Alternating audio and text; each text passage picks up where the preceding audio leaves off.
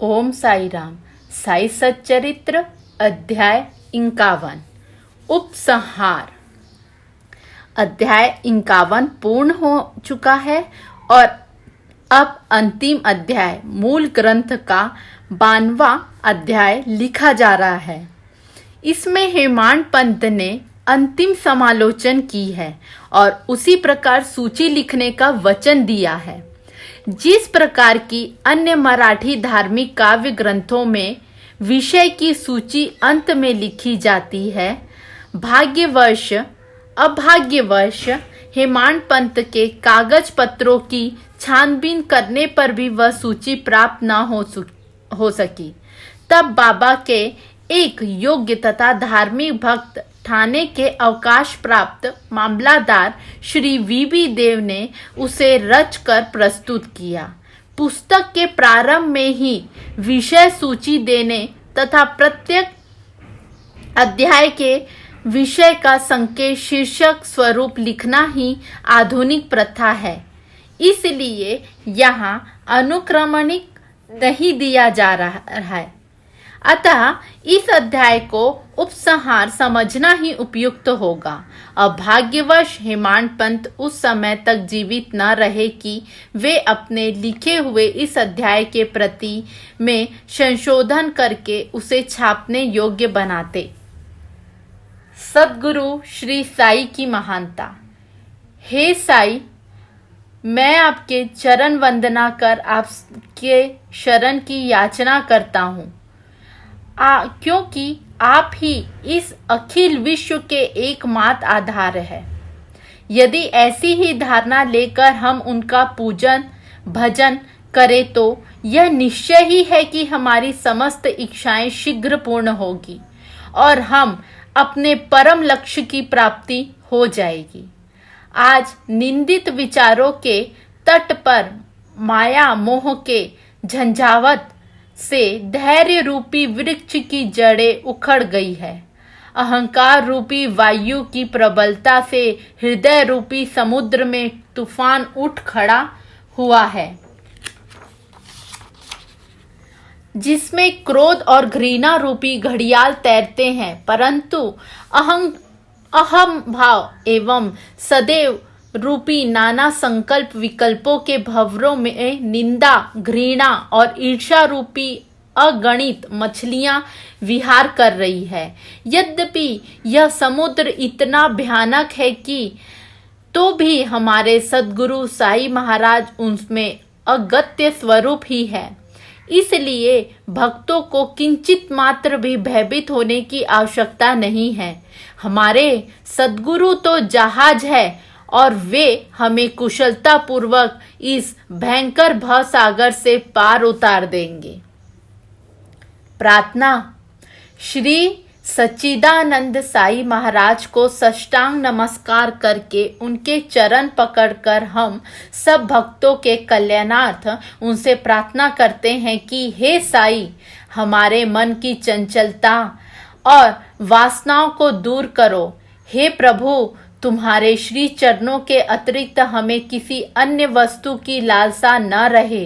तुम्हारा यह चरित्र घर घर पहुँचे और इसका नित्य पठन पाठन हो और जो भक्त इसका प्रेम पूर्वक अध्ययन करे उसके समस्त कष्ट दूर हो। फलश्रुति अध्ययन का पुरस्कार। अब इस पुस्तक के अध्ययन से प्राप्त होने वाले फल के संबंध में कुछ शब्द लिखूंगा। इस ग्रंथ के पठन पाठन से मनोवांछित फल की प्राप्ति होगी। पवित्र गोदावरी नदी में स्नान कर शिरडी के समाधि मंदिर में श्री साई बाबा की समाधि के दर्शन कर लेने के पश्चात इस ग्रंथ का पठन पाठन या श्रवण प्रारंभ करोगे तो हमारी त्रिविधि संकट भी दूर हो जाएंगे। समय समय पर श्री साई बाबा की कथा वार्ता करते रहने से तुम्हें आध्यात्मिक जगत के प्रति अभिरुचि हो जाएगी और यदि तुम इस प्रकार नियम तथा प्रेम पूर्वक अभ्यास करते रहे तो तुम्हारे समस्त पाप अवश्य नष्ट हो जाएंगे। यदि सचमुच ही तुम आवागमन से मुक्ति चाहते हो तो तुम्हें साई कथा का नित्य पठन पाठन स्मरण और उनके चरणों में प्रांगण प्रीति रखनी चाहिए।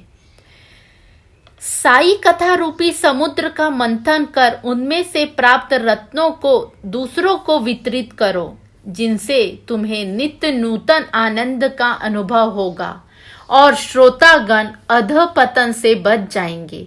यदि भक्तगण अनन्य भाव से उनके शरण आए तो उनका मैं नष्ट होकर बाबा से अभिन्नता प्राप्त हो जाएगी, जैसे कि नदी समुद्र से मिल जाती है।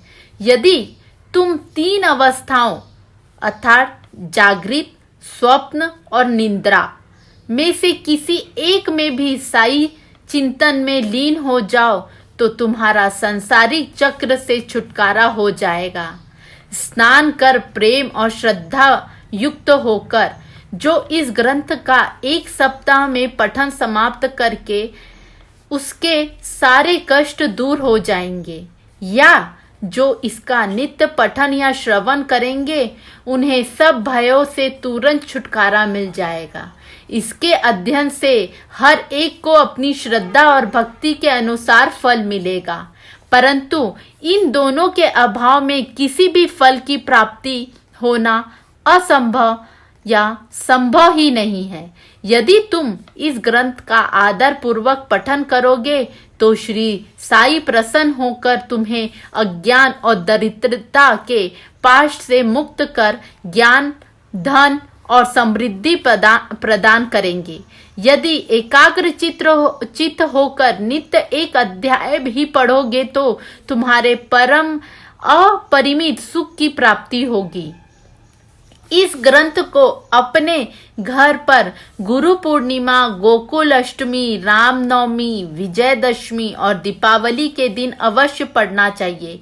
यदि ध्यान पूर्वक तुम केवल इस ग्रंथ का अध्ययन करते रहोगे तो तुम्हें सुख और संतोष प्राप्त होगा और सदैव श्री साई चरना विदों का स्मरण बना रहेगा और इस प्रकार तुम भव सागर से सहज ही पार हो जाओगे। इस अध्याय से रोगियों को स्वास्थ्य, निर्धनों को धन, दुखित को और पीड़ितों को शांति मिलेगी तथा मन के समस्त विकार दूर हो मानसिक शांति प्राप्त होगी। मेरे प्रिय भक्त और श्रोतागण, आपको प्रणाम करते हुए मेरा आपसे एक विशेष निवेदन है कि जिसकी कथा आपने इतने दिनों और महीनों से सुनी है उन्हें कलिमलहारी और मनोहर चरणों को कभी विस्मृत न होने दे।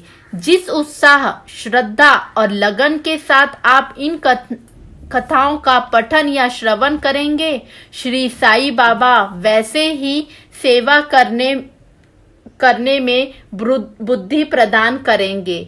लेखक और पाठक इस कार्य में परस्पर सहयोग देकर सुखी होए। प्रसाद याचना। अंत में हम इस पुस्तक को समाप्त करते हुए सर्वशक्तिमान परमात्मा से निम्नलिखित कृपा या प्रसाद याचना करते हैं। हे ईश्वर, पाठकों और भक्तों को श्री साई चरणों में पूर्ण और अनन्य भक्ति दो। श्री साई का मनोहर स्वरूप ही उनकी आंखों में सदैव बना रहे और वे समस्त प्राणियों में देवाधिदेव साई भगवान का ही दर्शन करें। एक मस्तु। श्री सद्गुरु साईनाथा अर्पण मस्तु। शुभम भवतु।